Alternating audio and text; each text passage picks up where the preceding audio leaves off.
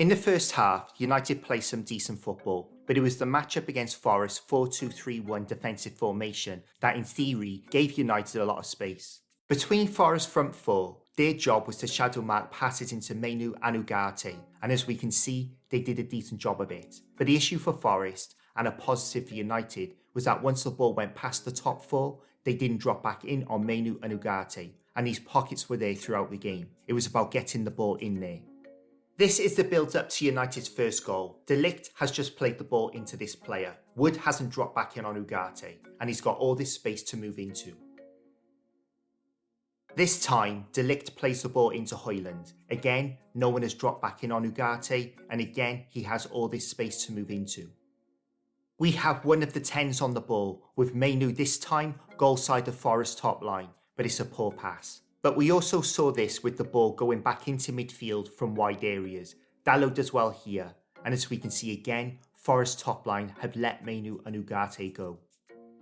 This example demonstrates why this space was there for Mainu and Ugarte throughout the game. Yates scans Mainu to pick him up, but when the ball goes wide, he had to go across the Garnacho to stop the wide overload. And we can see how much space this puts Mainu in.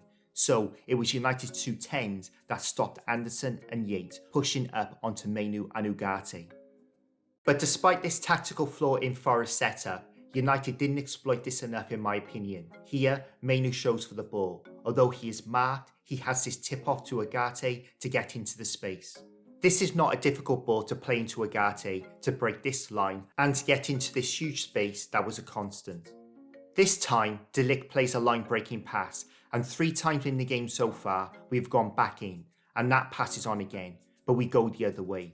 These were just a few examples, and in my opinion, shows a lack of in-game understanding of where the space is. United's capitulation just after half-time was embarrassing, but nothing new to us. 7 against 3 in the box, and you wouldn't think it's possible for the guy on the back post to get on the end of a cross, but he does.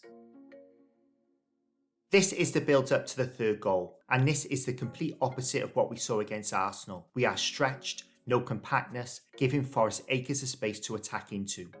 But above the capitulation, I want to point out how poor United's set pieces were. Gary Neville had the audacity to criticise how Arsenal got their goals against us, but set pieces are a potential weapon that we are really poor at. Both the delivery and the lack of creativity in the setup are there to see. The Devil's verdict is, it's completely pointless even thinking about questioning Amorim, which we know some will. This is the 4th manager some of these players have played under, and it's the same garbage, different manager. What will make or break Amorim is who he gets rid of next summer. You know who is top on my list, but others need to follow. If he doesn't, because he has been given this time until the end of the season to assess the squad, he will be expected to get results from the start of next season. And with too many of this lot in next season's squad, he could be sacked within 3 months next season. That's the reality he finds himself in already. Thank you for watching, and I'll see you in the next one.